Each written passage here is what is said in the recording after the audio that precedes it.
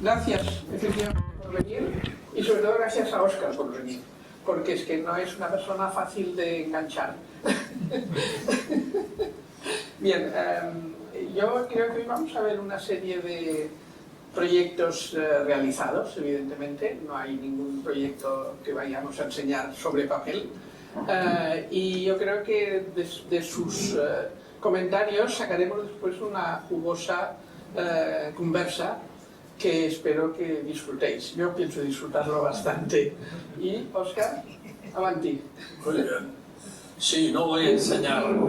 O sea, un problema en mi profesión es que hago demasiado caso al cliente. Y en este caso el cliente me dijo, tienes que hacer una reflexión de cómo ha evolucionado la vivienda en 50 años que llevo haciendo esta profesión. Más. Entonces es lo que voy a hacer, ¿no? Entonces, voy a empezar con una serie de proyectos que hice todos con Luis Clotet, de cuando éramos jóvenes y pensábamos que la arquitectura podía cambiar la sociedad y que podíamos dar unas oportunidades de manera de vivir que nos habían dado antes, etc. Y esto es una casa de las más locas, que es la casa que hicimos por Oriol Regàs, que ya tenía una casa en Calella, la Palafrugell, donde era una locura porque llegabas y te metías en un dormitorio y no sabías con quién dormías porque habían 4 camas y a las 3 de la madrugada ya habían 2 personas durmiendo. Y yo me acuerdo que un día se levantó la María del Mar desnuda de la cama del lado y fue un shock. Y entonces nos encargó una casa, y la casa, que podemos ver las plantas, o sea, la casa tiene una vista muy bonita que mira al norte, pero la pendiente la tiene al revés, ¿no? O sea que la estamos mirando desde el sur. Entonces la piscina y todo esto se abre al sur, a pesar de que veis allá las medas y todo esto, ¿no? Entonces, si podemos parar las plantas. A ver si lo conseguimos. Con perdón. Como el de Jaén. Bueno, esto es la planta baja. Y aquí, bueno, pues había la cocina, una sala de estar, el dormitorio principal, evidentemente abierto a la sala de estar, con un cerramiento más o menos sí, movible. Y esto era la masía, porque había una masía bastante fea. Y entonces nosotros, bueno, sí, bastante fea y una ruina. Y nosotros decidimos utilizarla para dejar los coches y la leña y todo esto, ¿no? O sea, que toda la parte habitable estuviera fuera. Entonces, bueno, estos son instalaciones para, bueno, para servicios de la piscina y tal. Pero la planta sótano, que por este lado es baja, o sea, que mira, indica un poco, pues, cómo imaginábamos 3 dormitorios de invitados y amigos que cerraban más o menos, que tenían una bañera enorme en el centro, con un hogar, con una chimenea y un baño compartido. Y bueno, esta idea de que nadie cerraba y todo el mundo se veía en pelotas, era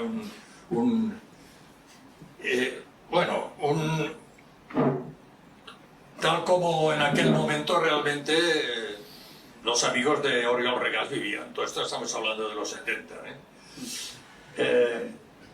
Claro, en la casa Oriol se la tuvo que vender, tuvo una historia muy desafortunada, vandalismo.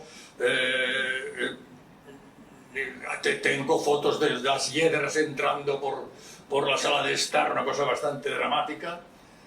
Y ahora hace muy poco se la han quedado unas personas que les gusta la buena arquitectura, que el Belvedere Georgina, que está al lado, que es lo que hicimos para la hermana de Oriol, y está catalogado el ayuntamiento como si empieza, la han restaurado de maravilla. Estaba hecho caldo. Pero aquí, claro, han tenido que hacer esto habitable, ¿no?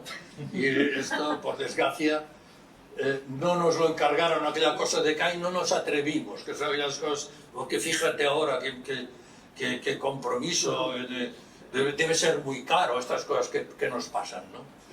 Y bueno, realmente lo del Belvedere es fantástico lo que han hecho, ¿eh? Bueno, esto es la perspectiva de esta parte de los niños y los invitados, que ya se ve, ¿no? Escalonado. En aquel momento hacer repisas era absolutamente obligado, y que se ve, ¿no? Aquí hay una puerta corrodable, todo se abre y una chimenea central. No. Pasa. Y esto es un núcleo de apartamentos que hicimos en Cadaqués.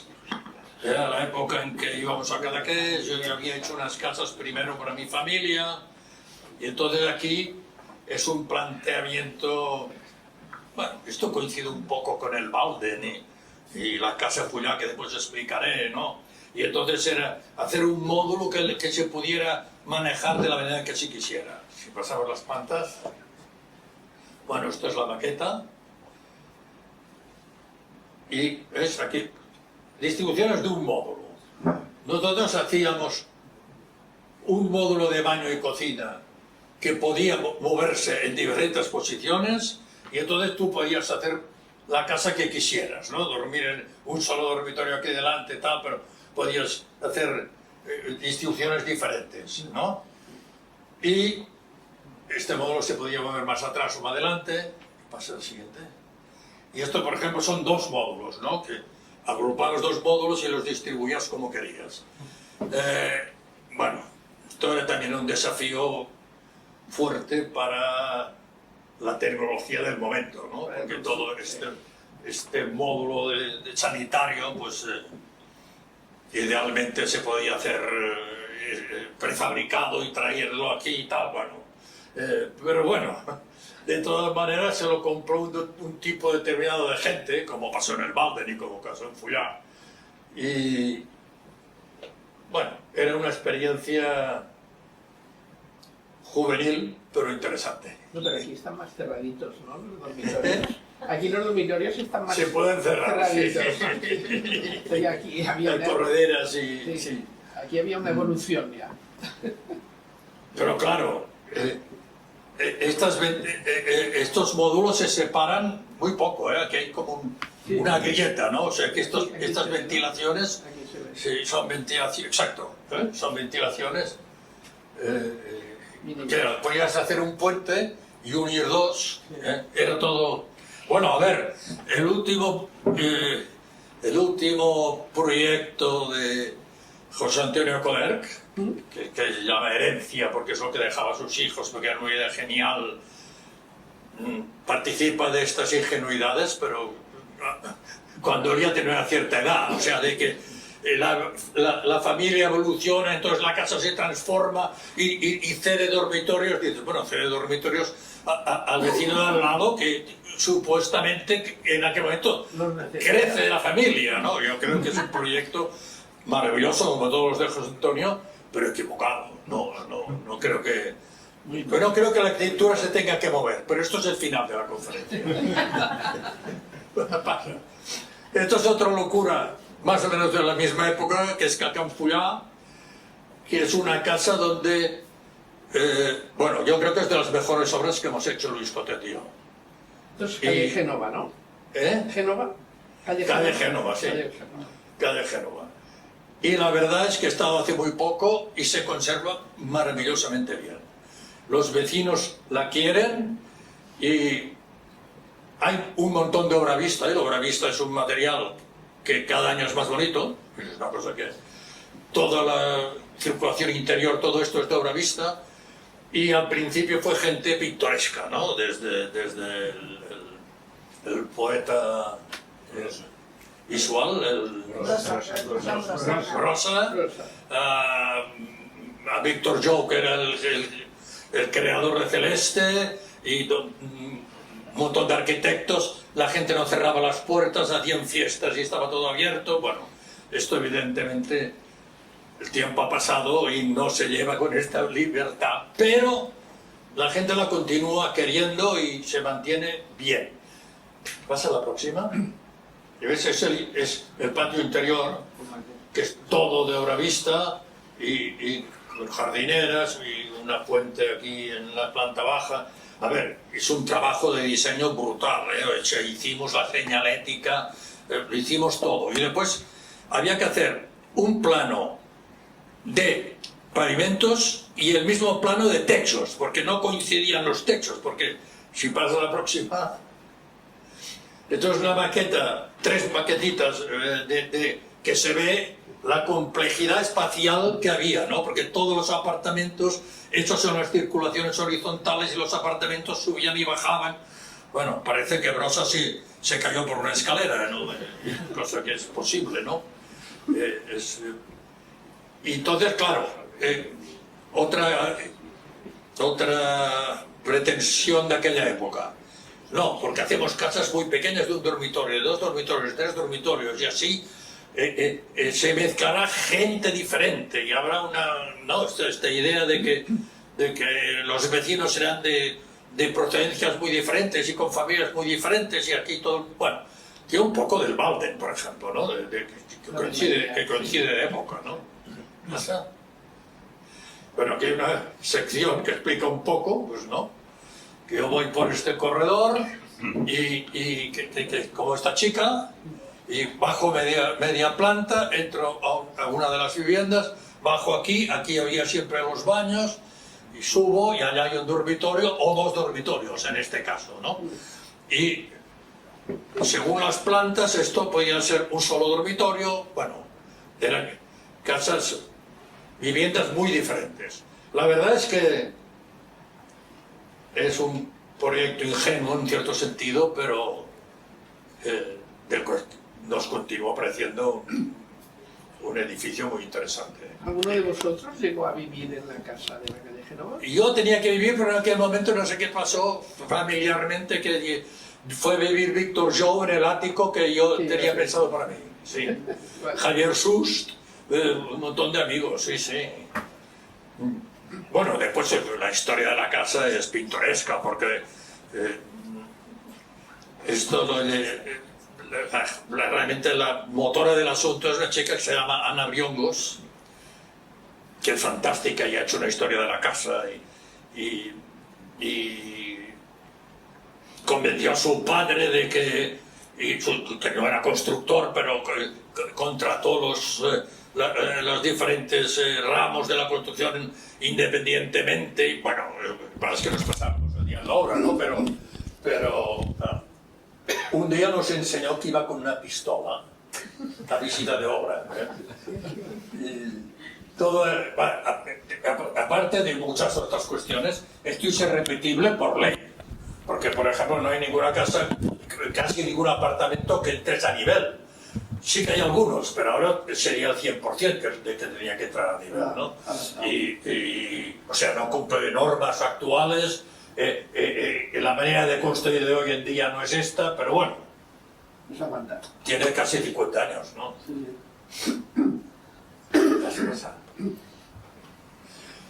Esto es uno de nuestros primeros chalets, que es la Casa Penina, que en esto sí que éramos...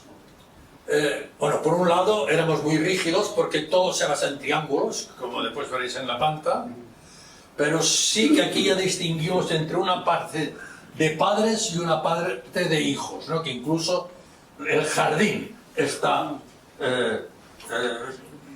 un poco dividido entre las dos cuestiones. Y esta casa, bueno, la verdad es que una cosa que tenemos que meditar es que de todos los chalets que hemos hecho, yo diría que uno solo, que es el que enseñaré en la isla de Pantelería, continúa en la misma familia. O sea que esta idea de principios del siglo pasado, La casa la casa Milà, la casa Morera, que todo el mundo ponía el nombre de su familia y pensaba que sus hijos continuarían yendo. Bueno, esto evidentemente, primero mucha gente no quiere que pongamos su nombre a la casa por temas de hacienda, ¿no? Esto ya para empezar. Y después porque resulta que hoy en día la familia evoluciona de otra manera y las casas se venden y casi ningún comprador, a diferencia de en este caso que los compradores la quieren muchísimo y la casa está llena de cosas y trastos y juguetes de niños, pero la casa está igual. Sí, muy íntegra, muy bonita. Ah, qué bien. Pásame la planta. Bueno, esto es... A ver, también en esta época éramos muy radicales y decíamos, esto de tenerse que separar 3 metros de la acera es una tontería porque el jardín que puedes hacer en este espacio no tiene ningún sentido. Por lo tanto, todo el jardín lo abrimos para adentro y aquí nada, no ponemos ni valla, hacemos una fachada totalmente opaca, solamente con la abertura de la entrada, de tal manera que incluso los baños ventilaban por claraboyas para no tener ventanas y nada, dejamos un espacio aquí con grava. Me parece que han plantado hiedras o han hecho algo que está un poco mejor. Pasa. Y aquí se ve la planta y claro, la rigidez de que bueno, el sofá tenía que ser pentagonal, la mesa de comedor triangular, bueno, pero bueno, tiene su interés, digamos, ¿no? Aquí vea la parte de padres y la sala de estar y la cocina, aquí los baños que ventilaban por arriba y la parte de niños, 2 dormitorios de niños que se abrían a un jardín y había un dormitorio aparte para un invitado o lo que fuera, ¿no? Es bastante coder, ¿qué? Bastante coder. Bueno, en aquella época los arquitectos nos enseñábamos las cosas y hacíamos pequeños congresos y de pronto un sábado nos íbamos a ver las obras. Y claro, nosotros estábamos empezando y cuando enseñamos esta obra, la verdad es que, por ejemplo, a Federico Correa le impresionó mucho. Mucho positivamente, me refiero. Ya. Pasa. Bueno, y aquí hay una casa muy especial que Silvia me ha insistido que la tenía que explicar porque es la que gana el premio FAT. Claro. Entonces esto es la casa Rognoni, que es muy especial. Primero que nada tengo que decir que aquí el 90% del mérito es de Luis Clotet, porque esta casa era para Gloria Rognoni, que era una chica actriz que en un ensayo se partió la columna vertebral y se quedó paralítica de piernas, iba con silla de ruedas. Entonces le vino a encargar una casa y Luis decidió regalarle el proyecto. Entonces, claro, es una casa muy especial porque ella tiene que moverse en un solo plano. Y entonces, la casa, cuando vemos las plantas os lo explico, ¿no? Bueno, si esto es un axonométrico, pasa. Esto es la planta baja, donde vivía ella, ¿no? Que tiene claraboyas y tal. Lo mismo. Y entonces, había unas escaleras que subían o a la casa de su hermano, que compartía la casa con ella, o unos dormitorios de invitados. Y esto da este tipo de fachada tan movimentada porque pasan cosas muy diferentes dentro del mismo volumen. ¿Y veis? Seguís con los triángulos. Aquí se ve toda la planta baja cómo funciona, ¿no? En la cocina y todo esto, y cómo arranca, por ejemplo, una escalera que arranca directamente del exterior, ¿no? Esta escalera ya te lleva a un piso de arriba, que me parece que tenemos una planta de arriba, pero vaya, no Sí. sé. Se llega y aquí tienes 2 dormitorios. Sí. Claro, es una casa hecha a medida de un caso muy particular, ¿no?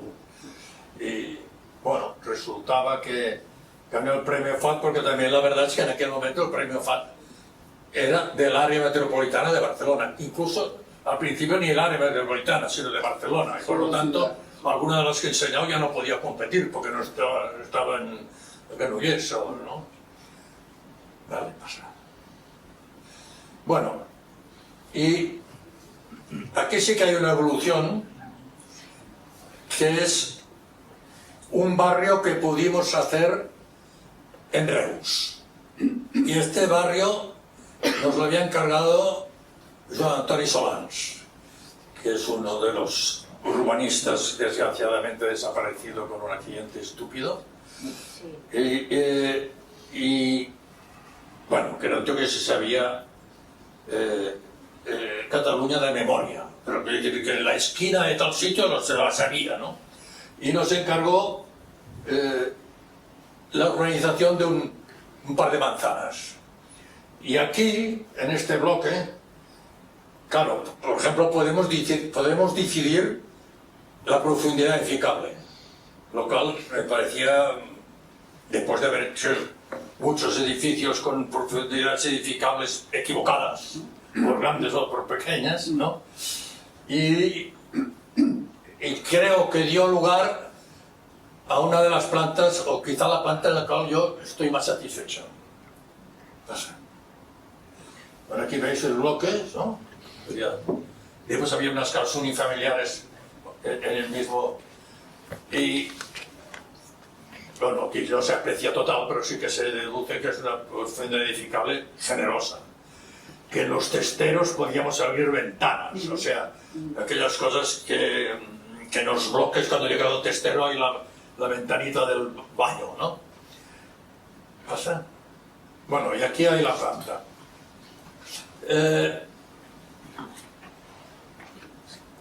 Es una planta con 4 espacios. Yo no diría... O sea, lo primero que pasa es que los espacios no están definidos. O sea, yo aquí puedo tener la sala de estar aquí mirando al jardín interior o la tengo aquí mirando a la calle, ¿no? O sea, esto me permite decir que yo creo que la arquitectura no se debe mover. Yo creo que muchísimas casas, muchísimos edificios antiguos han cambiado de función y han continuado funcionando muy bien. Que tiene que haber una geometría lógica. Por ejemplo, ningún dormitorio de 6 metros cuadrados, que ya te fija muchísimo, ¿no? Y que cuando evoluciona la familia, cuando evoluciona, bueno, la vas reutilizando, ¿no? Entonces, claro, aquí el secreto de la planta es que allí está diagonal. Que yo cuando abro esto y abro esto puede ser un espacio desde la entrada, en el cual tengo una cierta profundidad de vistas, ¿no? Y después tengo un gran espacio exterior que me permite lo que queráis, poner los juguetes de los niños o la botella de butano, tanto me da. Permite que es un espacio exterior generoso en el cual puedo desarrollar una vida con el clima que tenemos nosotros, pues una vida muy agradable, ¿no? Y entonces, bueno, ya lo veis ahí. Bueno, hay un dormitorio que puede dar directamente un baño, pues después hay un baño que puede abrirse a otros 2, puedo hacer esta circulación sin pasar por aquí, aquí puedo comer, o sea, esto en la cocina, puedo comer o no, pero sí, puedo comer, o puedo comer aquí, o sea, y yo creo que es una vivienda mínima, debe tener, qué sé yo, 85 metros cuadrados, que no tiene ningún espacio miserable, ¿no? Y esto era una voluntad inicial, ¿no? Yo estoy de acuerdo que lo pudimos hacer porque de entrada la profundidad edificable la mandábamos nosotros, lo cual me permitía hacer cosas que normalmente yo, que estuve trabajando 7 años equivocadamente para Núñez y Navarro, pues claro, no pasé ninguna planta porque las plantas me parecían que estaban todas equivocadas, ¿no? En el sentido de No, es una casa de ricos, pues tiene que tener más dormitorios. Y yo digo, bueno, 5 dormitorios. Y digo, a ver, en Cataluña el promedio es 1 hijo y medio por pareja. O sea, de 2 pasamos a 1 y medio. Estos 5 dormitorios, ¿cómo los imagináis? Entonces, dormitorios de 6 metros cuadrados algunos. Entonces, el armario de matrimonio, me doy cuenta. Digo, vamos a ver, si es una casa de ricos, o sea, por ejemplo, esto lo hicimos en Can Caralleu, que es un sitio, una casa de ricos, ¿no? Entonces, unos ricos, una pareja tiene bastante con 1,50 metros de armario, ¿no? Y la verdad, por ejemplo, que en Can Caralleu, Núria Amat se compró una casa y Jordi Garcés se la modificó y perdió 2 dormitorios y hizo una casa maravillosa, ¿no? Fantástica, con 2 dormitorios generosos y bueno. Entonces, bueno, esto me permite hacer este razonamiento que lo comparto mucho con Luis Clotet, ¿no? Que es que la arquitectura como menos se mueve mejor, ¿eh? O sea, lo único el movimiento mínimo, que es una puerta corredera, ya tiene muchos más problemas que una puerta que pivota, ¿eh? Ya tiene muchos más problemas, ¿eh? El ruido de que no cierra bien, de que tal...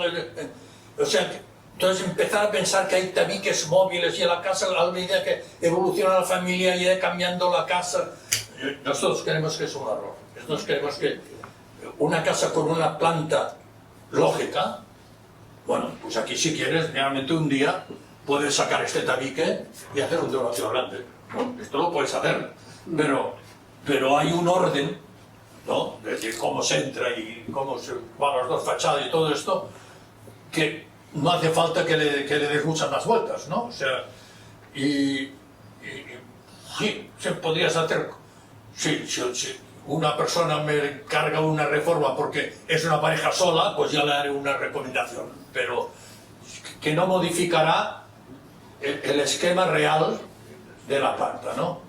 Y bueno, esta es la última planta que voy a pasar, porque es de las más, yo creo que es la mejor que he hecho para este tipo de arquitectura, ¿no?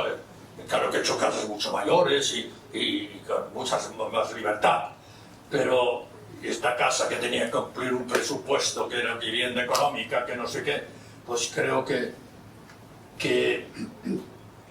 se vea en alguna foto, claro, representar unos espacios con fotos es muy difícil, ¿eh? Pero, ¿no? De que abres las puertas, aquí había, en el pavimento yo indicaba la diagonal, y al que abres las puertas la casa respira, ¿no? Es una casa que no tiene espacios castigados, estas puertas tienen cristal para que la luz pueda penetrar, ¿no? Es como de lujo, ¿eh? Es bastante como de lujo. Bueno, pues no, cumpliendo un presupuesto de promoción pública. Y había otra foto también, me parece que sí, ¿no? Sí. Que bueno, veis la diagonal también así, y cómo va dando los diferentes espacios, ¿no? Y bueno, esto ya me gustaba pasarla porque en el fondo era, digamos, una planta anti-Núñez y Navarro, ¿no? O sea que yo creo que durante 7 años me peleé con este tema porque Núñez había vendido muy bien unas casas para otra época, ¿no? Y para otras familias. Y claro, cuando la gente tiene 1 hijo y medio, tener 5 dormitorios no tiene sentido. Hace un espacio que van a estar con los ordenadores y no sé, ¿no? Pero muy poco flexibles, ¿no? Además muy poco flexibles unas casas. Yo creo que la batalla de reducir el número de dormitorios la tuvimos durante mucho tiempo, pero después el mercado nos está dando la razón, ¿no? Que en Barcelona casas de un solo dormitorio son solicitadísimas, ¿no? Porque cuánta gente vive en pareja o solo, ¿no? Ahora mi mujer se acaba de comprar una casa proyectada por los de la arquitectura G, que está muy bien, y es de un solo dormitorio, y tiene una planta bien interesante, y bueno, la ha alquilado en 1 semana. porque es una cosa que se necesita, ¿no? Silvia, a partir de aquí hablamos de lo que De quieras. de todas formas. A ver, lo del cambio de época que los hijos se tienen 1,2 y todas estas cosas, pero ahora he hecho varios pisos para reformas en alguna casa de Núñez y Navarro de hace 20 años o 25, y las parejas de 35, 40 años, todos tienen 3 dormitorios. ¿Por qué? El dormitorio principal, normalmente con uno de los baños que lo tienes que incorporar y cambiar la puerta y tal, y los otros 2, un despacho para cada uno. Sí. O sea, ya llevo 3 pisos así. O sea, que se han quedado, en vez de 4 han quedado 3, esto sí, o sea, la principal se ha ampliado, pero los otros 2 dormitorios dicen, no sé si algún día tenemos niños y tal, bueno, pero de entrada para teletrabajo. Sí. Porque claro, esto en estos 2 últimos años además se ha acelerado el sistema que promocionaba de alguna manera, empezaba a promocionar este tipo de trabajo. Hoy en día, con lo que ha pasado, bueno, está siendo una necesidad. Porque claro, no puedes estar trabajando en la sala de estar si el otro está viendo una serie o tocando el piano, por decir algo, ¿no? Y entonces todo esto está implicando unos cambios que este tipo de flexibilidad, no sé si... Bueno, es que yo creo que, por eso he dicho, la planta de Reus es una planta de una casa con 4 espacios, Sí. ¿no? No, dormitorio o no, tiene suficiente tamaño como para que sea un pequeño despacho, ¿no? O sea, 4 espacios. Y yo creo que en la arquitectura antigua había el tema de los baños, ¿de acuerdo? Pues dejando aparte el tema de los baños, habían espacios dignos en Sancha de Barcelona. No, y siguen funcionando. Bueno, Siguen funcionando. fue mi cuarto de jugar cuando era pequeño, no sé, biblioteca después, que asociar un espacio a una función inequívocamente yo creo que es un error. Bueno, esto lo dices tú en algún libro, ¿no? Además, Sí. que no por el hecho de que la cosa funcione está bien.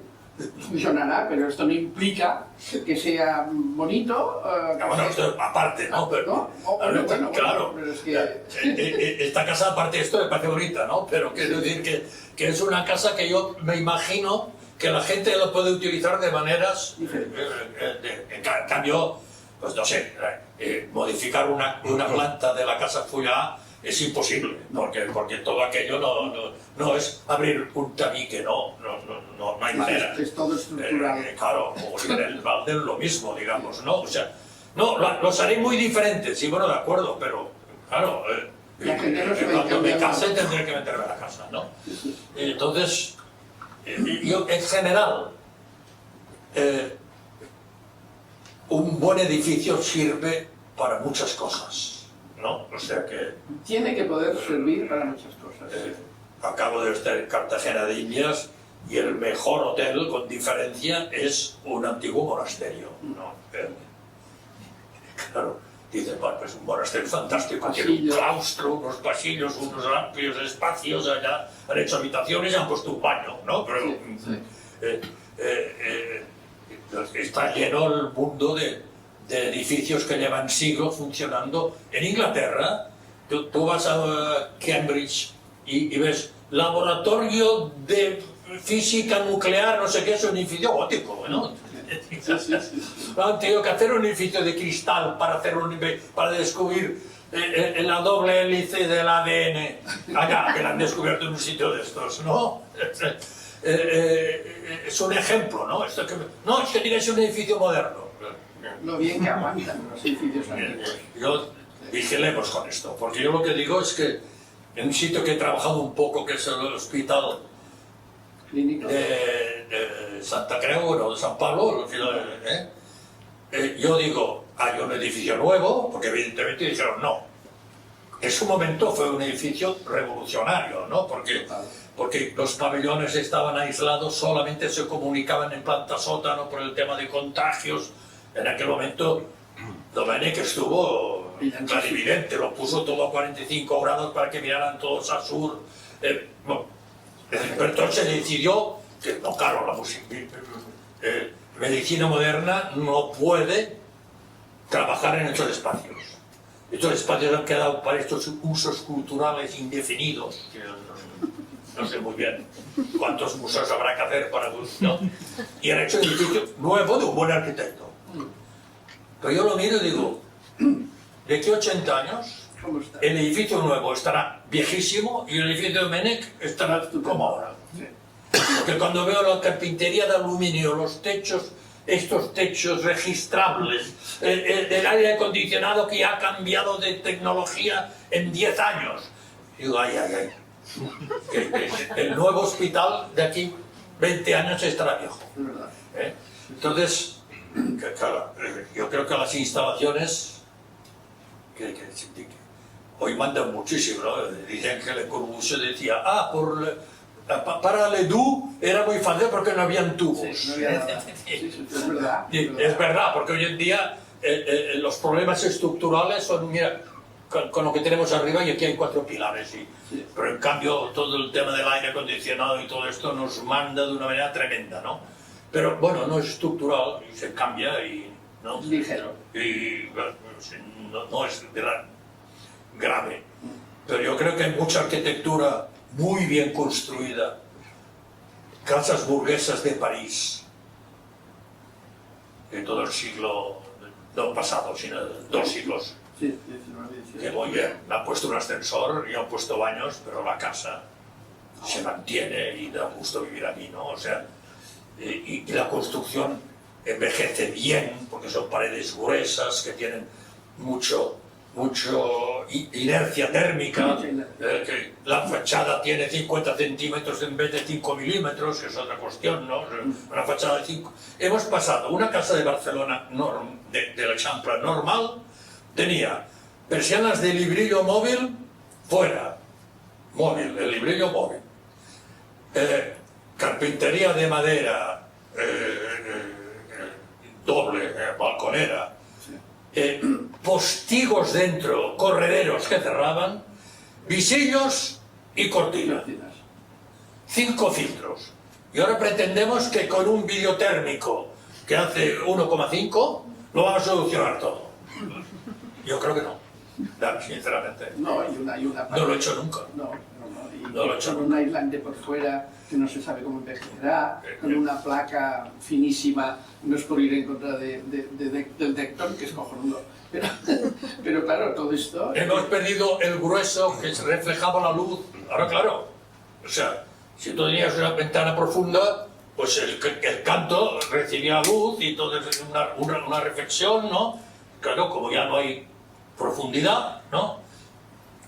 Yo he llegado a hacer fachadas que... Esto lo había hecho Luis Nadal, que ha sido un arquitecto muy bueno, poner los armarios en fachada, con lo cual tenía una fachada de 1 metro de profundidad, ¿no? La ventana, exacto, tenía 1 metro de profundidad. Cuando abres el armario, hace un poco de frío en el armario, pero es un aislamiento cojonudo, ¿no? Tienes un aislamiento cojonudo. Y bueno, yo he acabado estos rascacielos ahora en la Porta Final, que son oficinas, pero cuesta mucho cambiar una tendencia de mercado y de tecnología. Aquí está Eduard, que el primero tenía una parte baja, opaca, tenía una especie de grisolets que salían, y cuando nos dijeron esto, para continuarlo tenéis que rebajar un 10%, no me acuerdo cuánto, el presupuesto, dijeron, vidrio de arriba abajo, esto viene prefabricado, con una grúa lo colgamos, tal cual, el vidrio es cojonudo porque deja pasar un 20% solamente de los rayos térmicos. Yo digo, bueno, pero no quiero... Yo quiero saber qué día hace fuera, aquello que yo entro en una de estos edificios y hace sol, pero parece que está a punto de llover. Sí. No te preocupes, y esto lo hemos conseguido bastante, ¿no? De que no pase, sí. Pero hemos acabado con una técnica muy establecida, de toda una fachada prefabricada que viene en módulos y que se levanta y que se cuelga y que ha resultado que con diferentes... Y después te decían, no, es que por el cálculo de la K y tal, que demostramos que esto es más eficiente de lo que propones tú. Y haces un edificio de vidrio. Sí, ya veremos. Bueno, me lo creo. Bueno, el primero ya hemos pasado los 10 años, Sí. y de momento ya se ha vendido 2 veces, Sí. pero de momento Aguanta. no hem anat a la presó. Pero el primero era, claro, más caro, pero tenía más partes opacas, tenía más relieve. Pero es que recuerdo, bueno, en Nueva York, ¿recuerdas un edificio de Philip Johnson, el del frontón Chip and Dale? Sí. Que de pronto pasó todo vidrio, pasó otra vez a hacer fachadas macizas, con unas ventanas, o sea, lo de siempre. Porque es esto que estás diciendo tú, estas cosas, todo esto tan ligero y tal, dentro de 50 años yo no sé qué pasará. A mí me preocupa muchísimo. Bueno, de entrada pasa esta cosa, que es otro tema del cual ya he escrito, ¿no? Sí. Hoteles que no abren las ventanas, ¿no? Sí. De entrada, estos edificios pasa que de pronto enferman. Son herméticos y entonces resulta que hay un virus dentro del aire acondicionado y el edificio tiene que cerrarse y tal porque no se pueden abrir las ventanas, ¿no? Claro, abrir las ventanas es caro, no hay discusión, ¿no? Entonces hay una sola para que puedan entrar los bomberos, que ponen un topo que por allá puedan entrar, y todo lo otro es hermético, ¿vale? Yo hice un hotel que es el Princess, que está en diagonal, en la punta. Abajo de todo. Y yo dije, hombre, esto está delante del mar. Y casi todas las habitaciones, o todas, dan al mar. Yo quiero abrir la ventana y oler la sal. Y quiero saber qué temperatura hace sin tener que consultarla en el móvil, ¿no? Hice un hotel que cada habitación tenía un vidrio fijo grande, porque la vista es impresionante, y una ventana. Vale. El día antes de la inauguración voy y habían sacado las manecillas de todas las ventanas. Para que no se pudieran abrir. Y entonces yo digo, oye, ¿por qué habéis hecho esto? Entonces el propietario me dijo, porque algún cliente podía suicidarse. Imagínate la responsabilidad, ¿eh? No eran ventanas que llegasen al suelo, ¿eh? O sea que el cliente tenía que tener un cierto voluntad, ¿eh? Y además al abrir nos hubieran estropeado todas las cortinas. Total. No se puede abrir una ventana de un edificio que tenía 250 ventanas.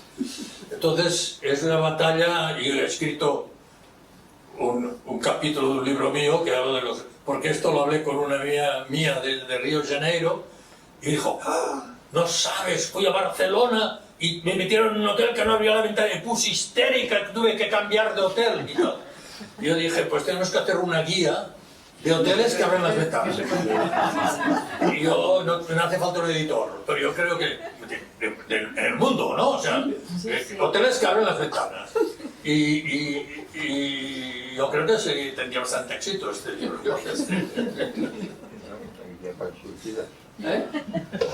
Bueno, no digamos ahora con la pandemia, ¿no? Yo cuando la gente sale fuera y toca la guitarra y canta que resistiremos y digo, bueno, la gente que tiene casas antiguas con balcón, porque la gente que tiene monocortina, ¿qué coño sale fuera? ¿Es verdad o no? Nada más filmaba a la gente que estaba en un balconcito con la guitarra y tal. Bueno, es que habían pasado los bomberos y que pueden... No, pero bueno, es que es esta cosa... Yo no he hecho ninguna vivienda que no pudiera salir a un balcón. Pero es que la internacionalización del estilo contemporáneo no es del todo vidrio y todo esto, claro que se usa indistintamente en el Mediterráneo o en Finlandia, bueno, claro. Ya se ve que hay un problema, Claro. ¿no? Porque el clima no es el mismo. Evidentemente. Entonces, no se puede usar el mismo lenguaje para situaciones tan distintas. Ya no digo entre un hotel y una vivienda y, en fin, esto ya encima... No, entonces te convencen de que no, ahora hay una tecnología, hay un vidrio nuevo, no sé qué. A ver, Yo me acuerdo cuando un excelente arquitecto, que es García de Paredes, con el cual aprendí muchísimo de auditorios, y gracias a él hice el auditorio de Las Palmas, porque se lo encargaron a él, y él dijo, bueno, todos los auditorios de España los encargáis a mí, y tocárselo a alguien más. Digo, bueno, ¿a quién? Dijo, pues Tusquets está haciendo lo del Palau de la Música y se puede encargar a él. Bueno, él hizo el de Valencia y tenía todo el hall vidriado, con el techo vidriado. Yo le dije, oye, aquí hará una calor que se moría. No, he hablado con los técnicos de aire acondicionado y me han garantizado que no pasará. Vale, lo inauguraron y se llama el microondas. O sea, se llama el microondas. Digo, no es verdad. No es verdad. No es verdad. Un techo de vidrio deja pasar la calor. No es verdad. O sea, entonces vienen los técnicos y se sacan unas tablas. Y... no es verdad. No, y además tenemos unos ciertos problemas medioambientales, que la energía parece que hay un problema. Exacto. Y claro, si tú fías todo a la tecnología, claro, y a los sistemas energéticos que dependen de unas cosas imprevisibles, en vez de hacer lo tradicional, que era un techo opaco con unas ventanas verticales que se pueden abrir, lo que hice en la balsa, para entenderlo, sí, vaya, ¿no? No invente nada. No, eso está comprobado que funciona. Hombre, claro. O sea, no tenemos que inventar. Y abro la ventana y el aire caliente que sube, sale. Sí. Es así de tonta. Bueno, es que, como decía Mies, decía, la arquitectura no se puede inventar cada lunes por la mañana. Entonces nos pensamos que unos gestos y unas tecnologías y tal nos lo van a solucionar todo. Sí. Cuando llevamos 10.000 años probando un tipo de soluciones mucho más normales, baratas, mucho más sencillas. Bueno, aquí con las otras sesiones que hemos tenido, claro, había una serie de profesionales que estaban trabajando viviendas públicas normalmente con pasivas, digamos, ¿no? Lo que ahora llaman las viviendas pasivas o edificios pasivos, sí, que se controla la temperatura interior y tal con sistemas, sí, a la antigua, sí, sí, podríamos decir. Que esto va a misa, o sea, esto da igual que haya gas de Rusia o no haya gas de Rusia. Yo explico que José Antonio Coder, que ya sabes que bueno, fue para mí una referencia, sí, sí, total, ¿no? Lo que ha sido Antoñito López para la pintura, ha sido José Antonio Coder para la arquitectura, ¿no? Decía, que yo me ahorro muchas visitas, porque dicen, oye, tengo una casa que no sé si me la compro, ¿tiene persianas? No. Pues no hace falta que vaya. Claro. José Antonio era así, bueno, de José Antonio podemos hablar tantas cosas, sí, pero bueno, a José Antonio las plantas de las viviendas les preocupaban muchísimo, muchísimo. Lo que pasa es que, por ejemplo, la casa de Juan Sebastián Bach, sí, claro, él aún trabajó con paredes de carga. Y esto sí que da un orden y lo que quieras, pero es muy fijo. Si quieres unir dos dormitorios hay que hacer un apego, o sea, ¿no? Esto sí que no hay duda que una estructura de pilares te da mucha más movilidad. Eso no tiene discusión.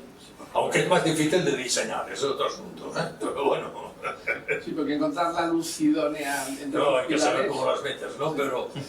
Pero las plantas de José Antonio son normalmente interesantísimas. La planta del edificio Girasol de Madrid es fantástica. Radical, porque claro, él dice, no voy a hacer patio, ¿no? Se le dan una esquina de aquellas jodidas porque no llegan al patio interior de manzana, ¿no? Y la solución de todo el mundo es hacer un patio. Y él dijo, no voy a hacer un patio. Y hablo estas grietas así, pues esto del girasol, ¿no? Pues, y es un proyecto muy ambicioso y muy interesante. O el de las viviendas de la Barceloneta. Lo que había de Barceloneta, evidentemente, es un caso de la vivienda mínima que se ha demostrado, porque que haciendo la ortogonal le salía igual, ¿eh? O sea, que es que no me cabía, esto no es verdad, porque alguien la ha dibujado ortogonal y cabía igual, lo que pasa es que tenía otra poética, ¿no? Sí. Pero allí todo es persiana. Todo. Todo es persiana. Claro. Es lo que toca. Claro. Lo que toca aquí. Y estaba pensando, mirando el último libro que has publicado, el de Sin figuración no hay diversión, Sí, que he visto que coincide con el título del último capítulo. sí, total. Bueno, a ver. Del último capítulo de un libro del año 98. Sí, bueno, a ver. ¿Eh? A ver, Esto lo recuperemos el- explico en la contraportada, o sea que no engaño a nadie. Mi primer libro se llamaba Más que discutible. Se publicó 2 o 3 veces, después en bolsillo 2 o 3 veces más, pero hace 20 años que no está en el mercado. existe. Y claro, entonces me escriben mails y todo esto, ¡ay, no encuentro el libro! Pues no sé qué deciros, porque está agotado.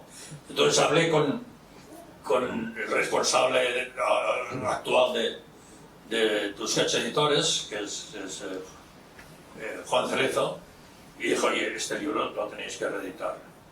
Y él dijo, bueno, que como también está agotado el segundo y el tercero que hiciste con anagrama, ¿por qué no hacemos un libro conjunto de los 3? Que va muy bien.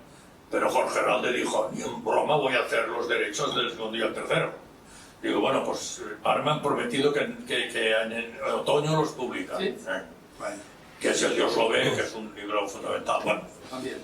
y entonces Juan Cerezo dijo, bueno, pero lo vamos a publicar. Pero oye, esto que colgáis en Instagram, que está muy bien, que se llama Art with Oscar, que eres tú en una foto que te hace tu mujer, tú delante de una obra de arte, opinando, enrollándote con aquella obra de arte, ¿por qué no nos superponemos?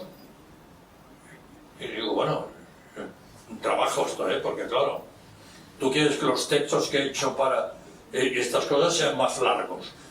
Tengo que hacer fotos De cada para los capítulos que ya están hechos, ¿no? Que por ejemplo, un capítulo era sobre el problema de las viudas de los grandes artistas, ¿no? De la paliza de... Y pensé, bueno, ¿y esto qué ilustración le pongo?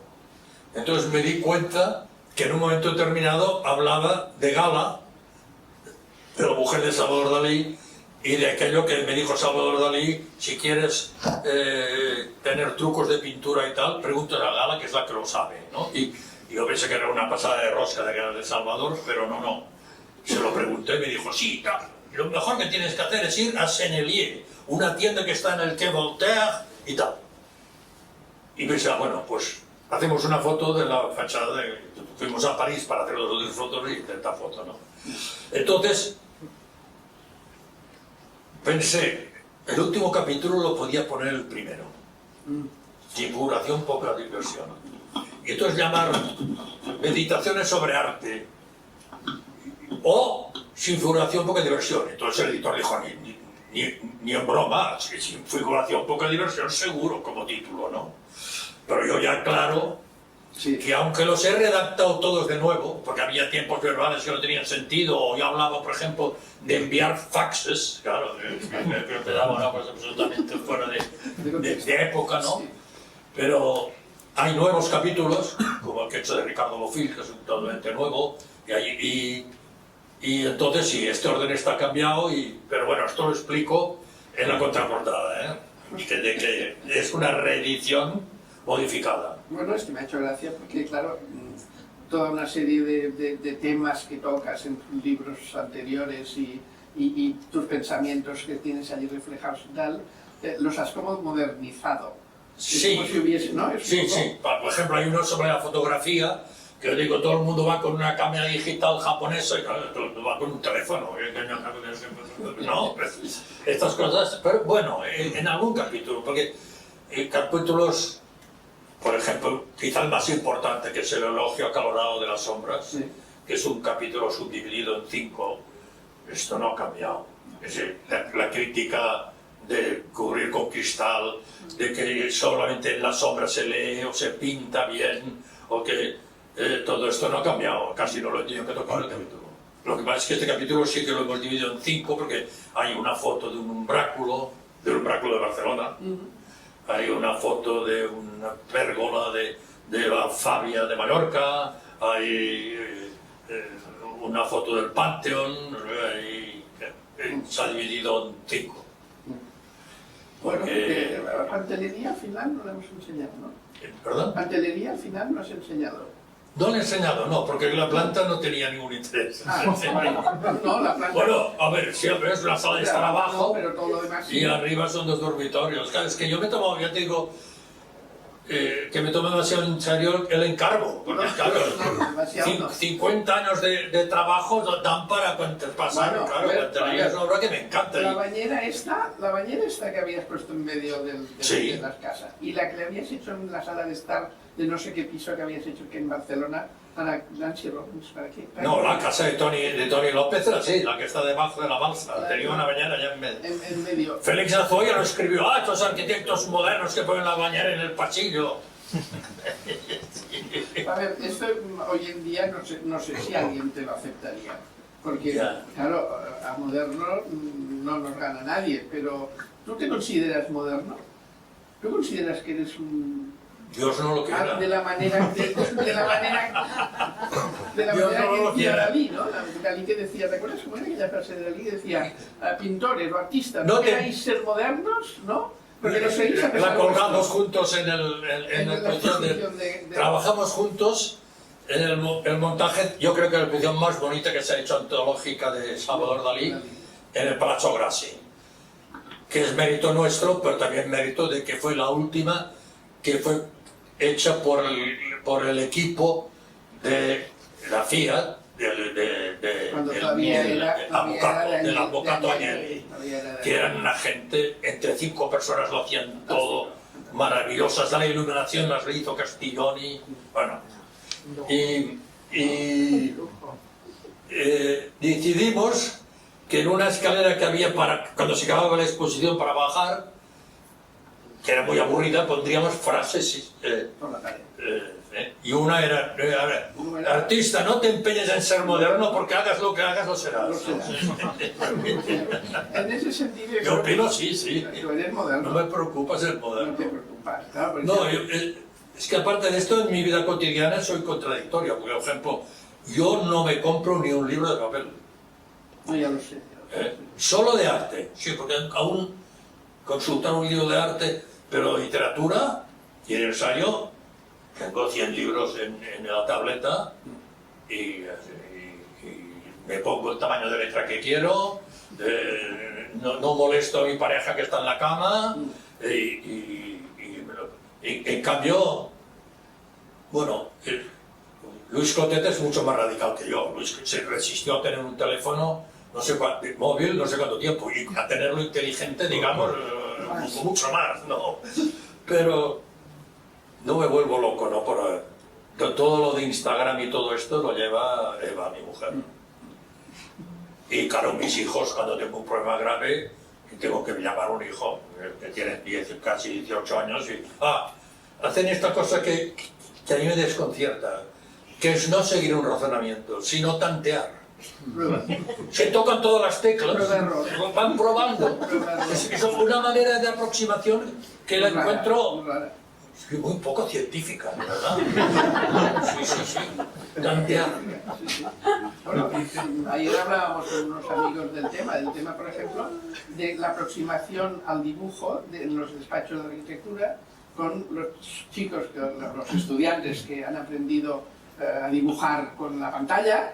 Y claro, ayer decíamos, bueno, es que lo de dibujar a mano, que es tan antiguo, digamos, tiene que volver a ser moderno, porque es que no puede ser que solo dibujen en pantalla. Este es otro tema. Mira, un gran amigo que es Rousselot, Rousselot es un gráfico, y sobre todo es un gráfico, sobre todo su especialidad es hacer letras con plumilla, bueno, eso es argentino. Estos señores gráficos que vinieron de Argentina y a Cataluña, En los años 70. el América Sánchez, Tenasi. Rolando, Askenazi.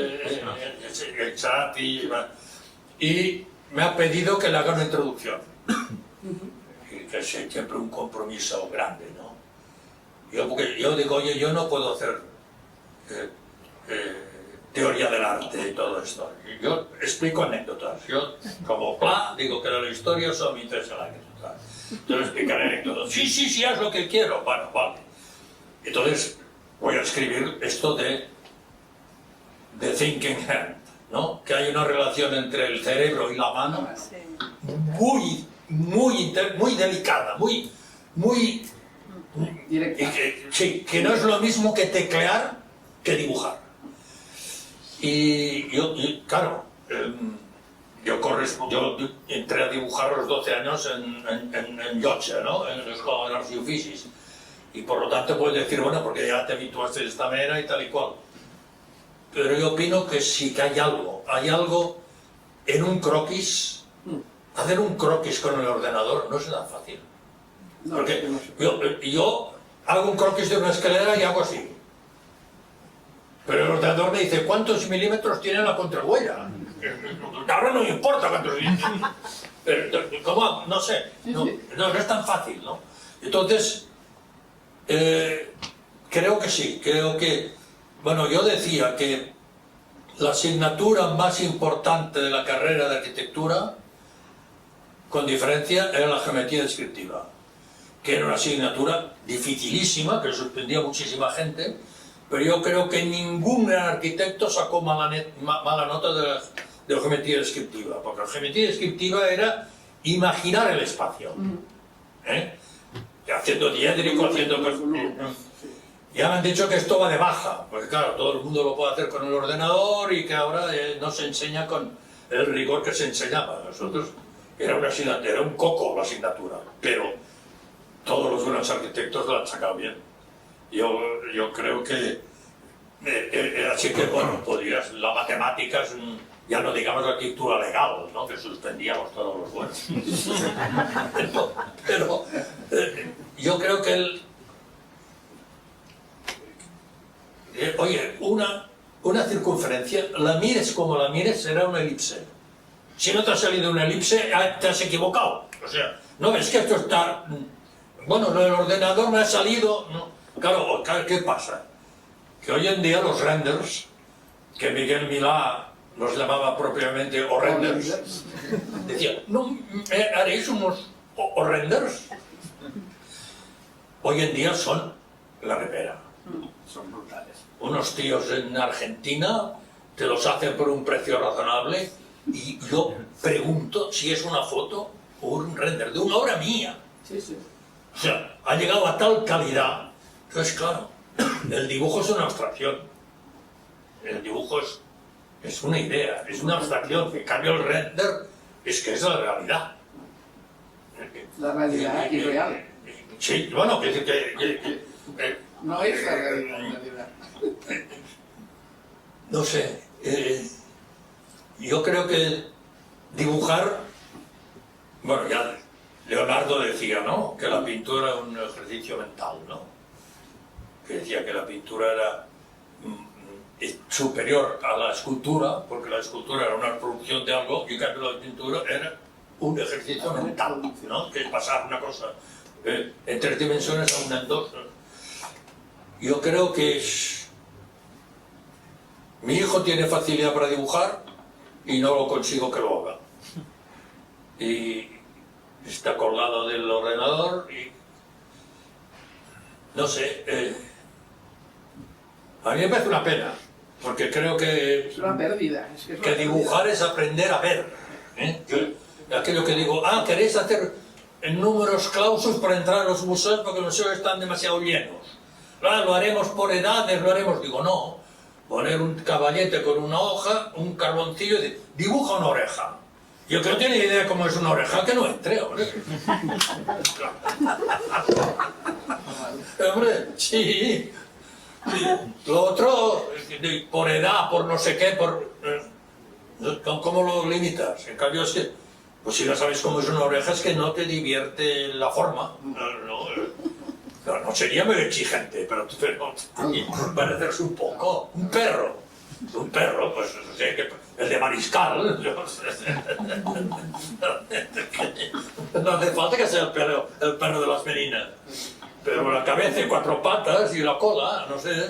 Bueno, has citado uno de tus libros, El Dios lo ve, que cuando hablabas de Inglaterra y que cuando habíais ido a ver las obras de Lutyens en Inglaterra, Sí. me parece que es en Dios lo ve, que explicas los viajes en Sí, Inglaterra. Sí, ¿no? sí, porque, Sí, porque el Lutyens- propietario de la vivienda, Exacto. se fuimos a ver, yo hice lo imposible por ver las casas de Lutyens que hay en el sur de Inglaterra, que muchas de ellas te dejan visitar a un día determinado y tal, y aún había que escribir, y escribimos, quedamos. Evidentemente era dificilísimo llegar, aún no había GPS y bueno, pero llegamos y gente encantadora, una casa interesantísima, y ellos eran de una asociación de amantes de Lutyens, sí, ¿no? Y entonces él me explicó que un día Lutyens en el estudio vio un estudiante o colaborador que estaba dibujando una fachada y dijo, oye, esta ventana en planta baja casa muy mal con todo lo que está arriba. Y él dijo, no, porque hay una tapia delante, a 2 metros, y no se puede relacionar, no se ve a la vez. Entonces Lutyens le dijo, Dios lo ve. Y a partir de aquí saco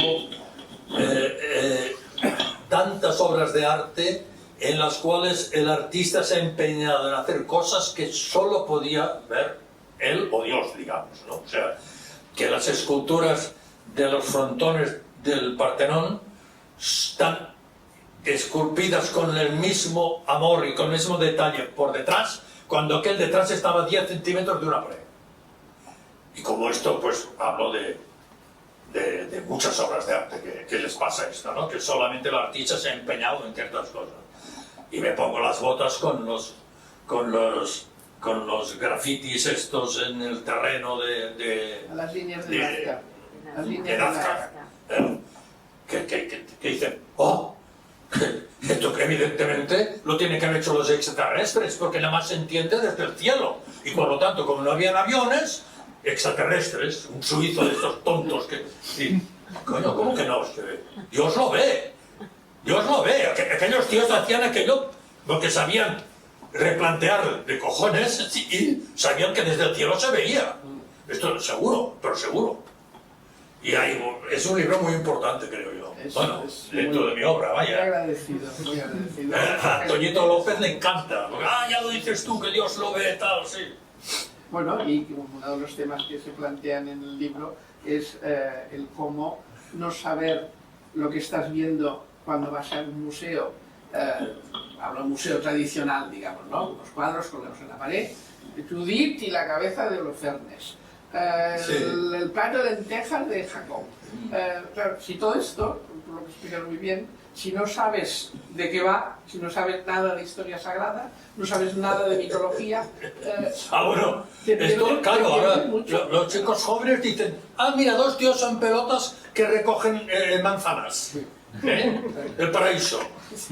2 tíos en pelotas que recogen manzanas. Yo digo, hombre, explicarles un poco de historia sagrada, no para que se la crean, pero tiene su interés, su interés literario incluso, ¿no? O sea, no hay discusión, el libro más vendido del mundo, ¿no? Entonces, sí, yo creo de todas maneras que los guías, también me meto con los guías, ¿no? Que los guías, sí, porque los guías, esta es la infanta, esta es la no sé qué, esta es la aposentadora. No, si las meninas lo menos importante es esto. ¿Qué más da que sea la infanta? Explican qué montaje, bueno, hay un capítulo entero sobre las meninas, ¿no? Y siempre te dicen, ¿de quién ha sido el cuadro? ¿A quién se ha vendido? ¿Cuánto ha costado? ¿Cuáles son los personajes? El matrimonio Arnolfini, lo que me importa menos es esto. ¿Cuántos hijos tenía? Claro, puedo hablar 1 hora del matrimonio Arnolfini sin saber si eran burgueses de primera clase o no, no sé qué, si el símbolo de... Bueno, te añade cosas, pero no es los guías... acabo de volver de Egipto y los guías me desesperan. Ves un relieve maravilloso y aquí no, Amenopsis 4, ¿qué tal? ¿Qué fue? No, ¿qué más me da? ¿Qué más me da que Amenopsis nos... Mira que el relieve, la diferencia entre un bajo relieve y un alto relieve. ¿Por qué los relieves más bonitos del arte egipcio son los de Saqqara, que son de las primeras dinastías y que son altos relieves todos? Esto es lo que me gustaría que me explicasen. Y no, ¿qué va? Me dicen quiénes son los personajes y si era hijo, no sé qué, digo yo joven. Bueno, y además ahora ya, bueno, yo creo que, por cierto... No nos hemos ido de la vivienda, pero bueno, esto era inevitable. No, pero... ¿Quién eres? Estás muy divino. 8 y 20, sí. Yo pienso que uno de los temas que yo quería plantear, que era un poco el tema del lenguaje versus estilo, que vosotros conseguisteis tener a partir del lenguaje de la obra vista, que era en la época además lo que se usaba más, recuperando los oficios, todo el movimiento que hubo en los años 60. Bueno, yo creo que yo aún continúo amando la obra vista, continúo amando, o sea, y yo creo que un material asequible, porque hombre, si lo hicieras todo de granito sueco también aguantaría, ¿no? Pero un material asequible que cada año sea más bello, con nulo mantenimiento, yo no Sí, no pero encuentro otro. lo del granito, cuando hablas del edificio en Galicia, Sí. de Sisa, en Santiago... Pero ya es que si se hay viera otros se equivoca. problemas, no solo el material, claro, como no hay cornisa, el agua ensucia, Claro, no hay porque pinta. tú vas por Santiago y todo el granito es maravilloso y llegas al Museo del Sisa y está lleno de gotorleones. Los leones. ¿Y por qué? Porque tiene techo plano y no tiene cornisa. No hay nada. Claro, entonces el agua resbala por allá con todo el polvo que se ha caído durante los meses que no ha llovido y se derrama. Y aunque sea granito, se ensucia. Claro que se puede limpiar, pero se ensucia, ¿no? No, si fuera de ladrillo también le pasaría, ¿eh? Bueno, pero como tiene mucha junta, aguanta mejor. Pero hay que poner vierteaguas, hay que... Al alero que huele, y el alero que sobresalga. Sí, tiene una razón de ser. Y que la arquitectura clásica, en todo caso, los goterones son ordenados, al lado y lado de ventana, donde toca, ¿no? No son arbitrarios, ¿no? Como envejece la arquitectura es una cosa que me preocupa mucho. Por eso. Sí, volver a un edificio que hace años que has hecho y verlo bien es una delicia. Es una delicia. Y ver en qué te has equivocado. Y aquí me equivoqué y mira, la arquitectura no perdona, ¿no? Porque me lo está denunciando, ¿no? Porque aquí quien no hizo una junta donde lo habían hecho, me lo está denunciando. Y no sé, también dice que un edificio tiene que tener unos años de vida y después yo digo, bueno, sí, pero el Panteón de Roma tiene muchos años de vida, ¿no? O sea, un edificio tiene que vivir a 40 años, no sé, yo creo que no. Las pirámides, ¿no? Bueno, pero puedes decir que las pirámides no son un edificio, digamos, ¿no? O sea, era muy difícil que se cayeran. Bueno, en cuanto a lo del Dios lo ve, yo pienso que el ejemplo máximo sería la decoración que hay en las tumbas Sí. en el Valle de los Reyes. Sí, sí. Aquello no era para que lo viera nadie. Y Absolutamente. aquello es una maravilla. Y yo hablo de los retratos de la época, que son retratos, un realismo impresionante, y que claro, están pensados para que el alma, cuando vuelva, reconozca el cuerpo. Y es claro, poca broma, ¿eh? O sea, es realista porque no nos la jugamos, ¿eh? Porque si la alma no... Claro, No se reconoce. es un encargo sin discusión. O sea, no. Tiene que ser figurativo, poca broma. Y son maravillosos, maravillosos. Y no los podía ver nadie. Nadie. Eso sí que Dios lo ve. Exacto. Eso sí. Sí, bueno, ya sabes que esto del alma es un invento de los egipcios. Y las alas de los ángeles también. O sea que el catolicismo se mueve con muchísimos mitos que vienen de la vida eterna, de resucitar, de que el alma se va y vuelve, y bueno, y que hay que seres con alas, que no es nada evidente. No. No, es muy bonito ir a Egipto a pesar de los guías, Sí. porque los guías me ponen malo. Y digo, no, corte. Y claro, ya lo explicaré yo. Yo explico otras cosas, ¿no? Pero a mis hijos, yo veo que todo aquello les resbala y que no se van a acordar de la menopsis. En cambio, decirle, fíjate que el cuerpo de la mujer está Ligeramente. de frente en la parte de arriba, pero de la cintura para abajo está de perfil. Esto sí que no te olvidas, ¿no? Sí, sí. Bueno, yo no sé si a los presentes alguien querrá comentar algo o hacer alguna reflexión en voz alta. Porque bueno, yo creo que la reflexión de hoy, como dices también en alguno de tus libros, lo que se trata es de hablar de lo importante.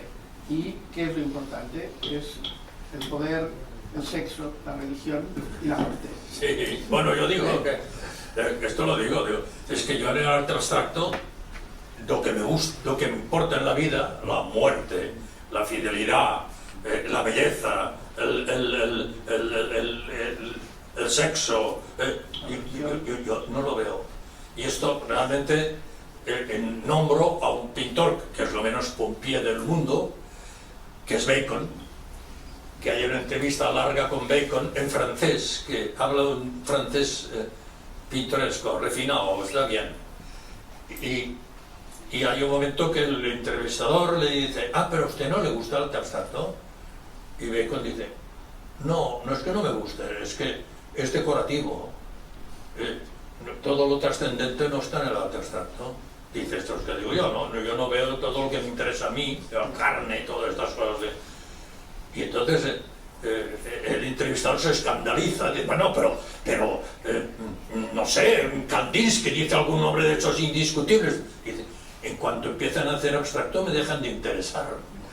Y el Bacon con aquella carita, y yo creo que, bueno, tiene más razón que un santo, y no puede haber un pintor menos pompié que él, ¿no? O sea que, claro, hay uno en sus entrañas, la pintura de Bacon es claro, es un compromiso Total. sentimental, claro, con lo que está pintando, ¿no? Incluso cuando hace un retrato, hay un libro muy interesante que se llama The Man with the Blue Scarf, ¿no? El hombre con un fular azul, que es un pequeño cuadro, un retrato de él, un pequeño... no, me estoy confundiendo, pero esto es de Freud, pero me liga. ¿De Lucien Freud? Eran muy amigos, Freud y Bacon. Y Freud parece que lo hace todo muy rápido y se pasa un año para hacer un retrato, ¿no? Y se pasa tanto tiempo con este tío, que ese tío, que es un crítico de arte, se lo va apuntando todo y transcribe las conversaciones. Y es interesantísimo, interesantísimo. Dice cosas aberrantes, pero bueno, Freud es Freud, pero... no, la pintura francesa es mucho mejor que la italiana. No sé qué dices ahora, qué cosas de estas. Pero es bien interesante. Y a mí leer a los artistas o escucharlos en un reportaje me importa mucho. Yo creo que había un reportaje que estaba Henry Moore explicando la Pietà Rondanini de Michelangelo. La Pietà Rondanini es esta obra última que hizo cantante, moviéndose, vaya. Y explicada por Moore, diciendo, aquí se ve el escoplo, ¿veis? Esto se ve como picado, tal. Bueno, decía, es como un partido de fútbol cuando te lo explica un jugador, que dices, por favor, que no me lo explique una chica que no juega nunca al fútbol. Bueno, chica que juega al fútbol, sé que me gustaría, pero no sé si posan voluntad, no sé qué, pues, por favor, no. Vale. Pues a mí me interesa que me lo explique alguien que juega fútbol. Alguien que juega al tenis, que me explique. Y entonces, un artista que me explique una obra, sí. Esto de Moore era una maravilla. Una maravilla. No explicaba ni qué edad tenía, ni qué tal. Lo de la Peter Rondanini es nada más. Bueno, está en Dios lo ve. Está bien, lo ve. En Dios lo ve, porque ni tenía cliente, ni sabía para quién lo hacía. Y estaba peleándose con aquel. Hasta el final. Sí, sí. Una maravilla. Y que cómo lo cambia de la... Bueno, Miguel Ángel. ¿Qué se puede decir? El ábside el exterior del ábside de San Pedro, que solamente se ve desde el Vaticano. Desde dentro. Lo claro es una cabronada, porque tú ves la fachada que es muy mala y en cambio aquello que es impresionante, lo bueno que es. Bueno, que rompe los frontones, o sea, lo que hace con el arte clásico, ¿no? Miguel Ángel. A ver, Miguel Ángel era un artista y yo creo que aquí tenemos también un artista, como él le gusta decir, es un hombre del Renacimiento, porque todo lo que toca lo convierte en arte, de alguna manera, y que de la arquitectura pasa a la pintura, de la pintura a la escritura, de la escritura... Bueno, la escultura todavía no, pero bueno, ¿Sí? la escultura. He hecho alguna cosa, ¿Has hecho sí, alguna cosa? pero Bueno, y es- en la Fundación Vilacasas, bueno, que está bien, y en su local de aquí, de Consell de Cent, no Consell de Cent, no, Ausiasmar. Ausiasmar. Ausiasmar. En el sótano voy a hacer una antológica en octubre de 50 años de pintor. No habrá objetos. Habrá 4 objetos, no de diseño industrial, Ah, un vidrio hecho en Murano, una cosa así, Vale, ¿eh? Una cosa hecha en plata, y lo otro es el Alex Susana, que es el director ahora de la... Dijo, no quiero que sea una exposición de un arquitecto que pinta, quiero que sea una exposición de un pintor. Y claro, son 50 años.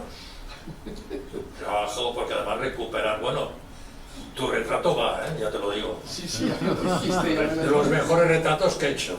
Que nunca se ha expuesto, que yo recuerde. ¿Y no se ha expuesto nunca? No, no. Bueno, pero ya sabes que te lo voy a pedir. Bueno, esto ya son interioridades. Bueno, hace muchos años que nos conocemos. Bueno, yo creo que se nota, ¿no? Además, bueno, hemos hablado con mucha confianza y yo pienso, espero que os lo hayáis pasado bien, porque ahora tenemos una copa abajo que nos espera, y yo pienso que podemos acabar de preguntarle a Óscar, los que nos hayan atrevido en público, que podéis preguntar en privado lo que queráis. Muchas gracias a todos.